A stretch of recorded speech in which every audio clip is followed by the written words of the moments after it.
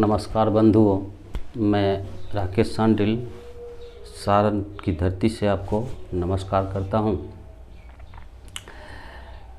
आज मैं कुछ अलग मुद्दा पर चर्चा करने वाला हूं। जैसे कि पहले ही दिन मैंने अपने पहले एपिसोड में एक दिन बताया था कि गुरु की श्रेणियों को मैंने इतने भागों में बांटा है जिसको एक दिन चर्चा करेंगे।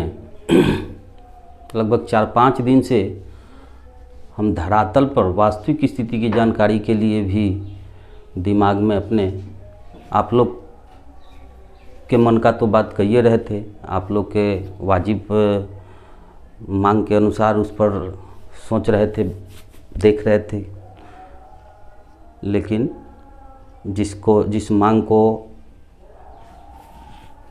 वाजिब है उसको आवाज़ उठाया जाए इसके उद्देश्य से। लेकिन इसी दरमियान वास्तविक विद्यालय की स्थिति क्या है और वहाँ वास्तव में क्या चीज़ है, इस पर भी मेरा नज़र गया। तो किसी माध्यम से 2-3 दिन मैंने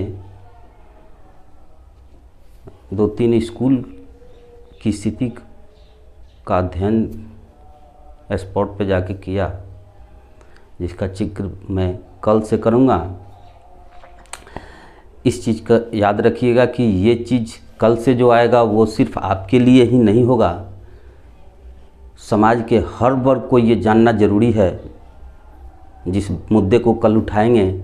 इसलिए आप लोग थोड़ा सा ध्यान दे करके मेरे चैनल को पब्लिक के बीच में भी लेके जाइए। इसके लिए सब्सक्राइब खुद तो कीजिए, पब्लिक से भी करवाइए कि आखिर वास्तविकता क्या है, जिसके लिए मेरा कल से टॉपिक होगा शिक्षक ही दोषी क्यों। समाज में बहुत से चीज़ है जो लोग नहीं समझते हैं। शिक्षक ही दोषी क्यों, मेनली शिक्षक पर अभी लोग अटैक इसी 1 से 5 और 6 से 8 9 से 10 को लोग दोषी मानते हैं। क्या 0 से लेकर के 1 के गुरु, बच्चा जब 1 क्लास में जाता है उससे पहले के गुरु उसके माता पिता नहीं हैं? क्या उस बच्चा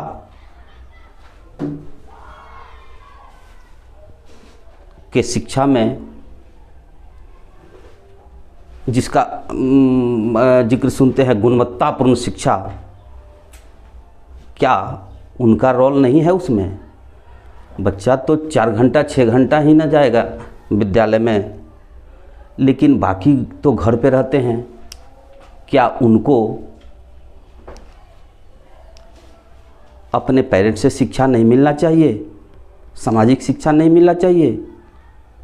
विद्यालय में शिक्षक जो हैं उनके प्रति सम्मान क्या होना चाहिए? सिर्फ शिक्षक को दोषी बना देने से बच्चों का विकास नहीं होगा और बच्चे पढ़ तो लेंगे लेकिन समझदार नहीं होंगे। इसलिए बच्चे देश के धरोहर हैं, समाज के धरोहर हैं, राष्ट्र के धरोहर हैं, राज्य के धरोहर हैं। और मनुष्य ही एक ऐसा प्राणी है जो सामाजिक प्राणी है। थोड़ा थोड़ा ध्यान दिया जाएगा अपने समाज के उत्थान के लिए तो बहुत ही आगे जा सकते हैं बच्चे, इसमें कोई दो राय नहीं है। लेकिन सबको ध्यान देना होगा, ये नहीं कि हमारा बच्चा नहीं है, जाए जिसका है वो अपना समझते रहे, जिसके टीचर हैं वो समझते रहें। कुछ इन बिंदुओं पर भी मैंने जाकर के विद्यालय में अध्ययन किया है और वास्तविक स्थिति को देखा है, जिसका जिक्र कल से करूँगा। लेकिन फिलहाल आ जाइए यहाँ। मैं कई दिनों से शिक्षकों के बात को उठा रहा हूँ, इनकी आवाज़ को उठा रहा हूँ और निश्चित ही शिक्षक को अपने मांग को रखने का अधिकार है। शिक्षक परिवार के जैसा है, ये लोग एक परिवार के जैसा हैं। और इनके मुखिया जो हैं, पहले वाले का तो बात छोड़िए, तो हवा आंधी तूफान लेके चलते थे कि पहले ही किसी शिक्षक को कोई प्रॉब्लम भी अगर होगा तो उसका प्रॉब्लम इससे ऊपर निकल ही नहीं पाएगा। लेकिन हमको लग रहा है जैसे एक्टिविटी से अभी वर्तमान में जो हैं आपके महोदय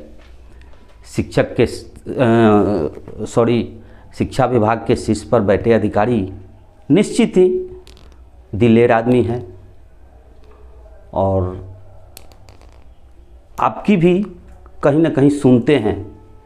लेकिन एक चीज़ और है, प्रशासनिक स्तर पर जो बैठा हुआ है थोड़ा सा कड़ाई नहीं अपनाएगा तो लोग लापरवाह हो जाएंगे। इसलिए कुछ हद तक वो भी कर रहे हैं वो सही है और कहीं ना कहीं आपके बातों को भी उनके दिमाग में चलता रहता है। और अपने आने के बाद बहुत से चीज़ परिवर्तन किए हैं जो पूर्व के महोदय ने आप पर थोप के गया था।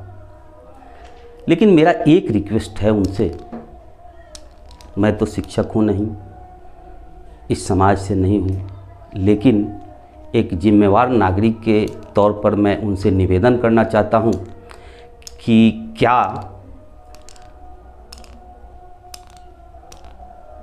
शिक्षक आपके परिवार के अंग नहीं हैं, आपसे छोटे हैं, उनको आप अपना बच्चा समझ लीजिए, छोटा भाई समझ लीजिए, जो समझिए, लेकिन आप गार्जियन तो आप ही ना हैं। तो क्या शिक्षक को बच्चे को अपने गार्जियन से बाल हट करने का अधिकार नहीं है क्या? अगर वो बाल हट करेगा तो उसको हमेशा पीटा ही जाएगा। पीटिए, अच्छा है, ये भी आपका अधिकार है, पीटिए, इसमें कोई दो राय नहीं है। बच्चे जब दिग्भ्रमित हो जाते हैं तो उनको साधने के लिए पीटना ज़रूरी भी है। समाज में एक अच्छा बात जाएगा लोगों के पास। लेकिन कभी कभी उनको पुचकारिए भी कि उनका मनोबल बढ़ा रहे। उनको देखिए थोड़ा सा गहनता से। हो सकता है आप व्यस्त आदमी हैं तो सभी बातों पर आपका ध्यान नहीं जाता होगा, लेकिन थोड़ा सा हम आज जो निवेदन आपसे करते हैं कभी इस पर भी सोचिएगा और हो सके तो इनके बारे में भी सोचिएगा। आइए अब इस पर चर्चा करते हैं। नियोजित शिक्षक को 1/7/15 से 52 से लेकर के 2020 के अनुशंसित वेतनमान पर रखा गया। इन पर वेतनमान लागू किया गया, जबकि आपको पता होना चाहिए कि उस दिन CPC सेंट्रल का लागू हुआ था। तो उसमें भी महोदय आपके पूर्व के जो भी हैं अधिकारी, निश्चित ही जो ऊंचे पद पर बैठे हुए हैं उनका सम्मान सबको करना चाहिए। अपनी बात है तो रखिए, बात को पहुंचाइए उन तक। सभी लोग कड़क ही नहीं होते हैं, सभी लोग गलत ही अधिकारी नहीं होते हैं, बहुत से दिलेर अधिकारी भी हैं, लेकिन वास्तव में आपकी बात उन तक पहुंच नहीं पाती है। प्रॉब्लम ये होता है और आप लोग डरते हैं अपनी बात को पहुंचाने के लिए। गार्जियन के सामने अपनी बात रखने में क्या बुराई है, इसमें क्या डरना है। आइए इनको महोदय थोड़ा सा ध्यान दीजिएगा। 7th CPC के तहत रनिंग स्केल दे दीजिए इनको। ये जो आप 1/7/15 से अनुशंसित वेतनमान जो इनको दे रहे हैं, इसकी जगह मात्र इनको 7th CPC के तहत इनको रनिंग स्केल दे दीजिए। इसी में ही खुश हो जाएंगे। जैसे बच्चा चॉकलेट में खुश हो जाता है वैसे खुश हो जाएंगे। इसमें अंतर कहाँ होता है देखिए, ग्रेड पे 2000 में बेसिक में जो हैं, बेसिक स्केल जिनका मिल रहा है उनको अभी मिल रहा है 21,290 से 35,500 का ये लेवल 1 से 18 मिल रहा है PV1 के तहत। और इनको CPC का लाभ अगर दे दिया जाता है 100 लेवल 1 से 40 के बीच का 2000 ग्रेड पे में, तो इनको 21,790 रुपया से लेके 69,100 वाला स्केल में ही चले जाएंगे। इनको अंतर कितना पड़ रहा है? 410 रुपया। बचे कितने हैं? 40-50 हज़ार बचे होंगे, तो उसमें से भी इनको 410 का अंतर पड़ रहा है। एक बार देख लीजिए आप, बहुत ज़्यादा खर्च नहीं पड़ेगा, बहुत ज़्यादा लोड सरकार को नहीं पड़ेगी। 410 रुपया अगर दे देते हैं, बढ़ा देते हैं, तो इसी में ही खुश हो जाएंगे। स्नातक ग्रेड में 6 से 8 और 9 से 10 वालों के लिए इसमें तो हमको लगता है मुश्किल से हज़ारों 500 नहीं बचे होंगे। सब लोग पास कर करके और सरकारी क्या कहते हैं आपको राजकर्मी बन गए। जो बचे हुए हैं कम से कम उनको दे दीजिए, जिनको अभी मिल रहा है 22,480 से 37,310 का लेवल 1 से 18 का जो स्केल है, इसको इंक्रीज करके इनको रनिंग दे दीजिए और 25,500 से 81,100 में ले जा करके इनको रख दीजिए। अंतर आपको कितना पर लेवल 1 से 40 में अंतर पड़ रहा है? 3,020 रुपया का अंतर पड़ेगा।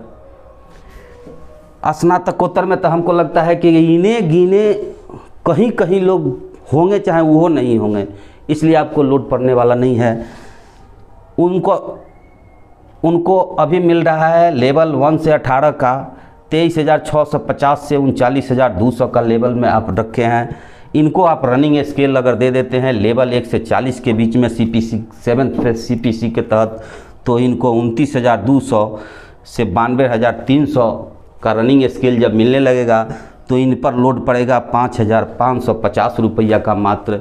लेकिन इसमें हमको लगता है, हो सकता है कि कहीं कहीं हों, बच गए हों, लेकिन हमको लगता है कि इस ग्रेड में स्नातक ग्रेड वाले लोग, हालांकि जो छोड़ के चले गए उनको बहुत घटा हुआ है। सबसे ज़्यादा घटा स्नातक ग्रेड में और स्नातक ग्रेड वालों को हुआ है। लेकिन इसमें कुछ बचे होंगे, 1,500 बचे होंगे तो बचे होंगे। बाकी इसमें तो हमको लगता है कि, हमको नहीं लगता है कि इसमें इक्का दुक्का भी बचे होंगे, चाहे नहीं बचे होंगे। मुश्किल से 40-50 हज़ार बचे हुए हैं इसमें। उनको रहने दीजिए नियोजित, वो अपने नियोजित हैं, वो इसी में जब खुश हैं उसी में खुश कर दीजिए उनको। बच्चे कितने होंगे? 40-50 हज़ार बच्चे होंगे, बहुत ज़्यादा आप पर लोड नहीं पड़ेगी। वो भी खुश, आप भी खुश, सरकार भी खुश। जैसे आप 2020 से पहले इन लोगों को खुश करते हुए आपने आया है, थोड़ा सा हम महसूस किए हैं, हम अध्ययन किए हैं शुरू से ही कि 2020 के बाद शिक्षकों के प्रति आपका नज़र थोड़ा सा बदल गया है। इसको थोड़ा सा शिक्षकों के तरफ अच्छी निगाह डाल दीजिए, सब ठीक हो जाएगा, सब लोग खुश हो जाएंगे। एक जिम्मेवार नागरिक के तौर पर मैं आपसे आग्रह करता हूं कि मेरी इन बातों को थोड़ा सा गौर से आप देखिएगा कि क्या चीज़ है। आप लोग तो बहुत पढ़े लिखे आदमी हैं, हम लोग आपके आगे कुछ नहीं हैं। लेकिन मेरा ध्यान गया एक पॉइंट पर, तो सोचे कि इस दबे हुए बात को थोड़ा सा आपके तक पहुंचा दें, यही मेरा उद्देश्य है। बाकी अगले एपिसोड में मिलेंगे, तब तक के लिए नमस्कार।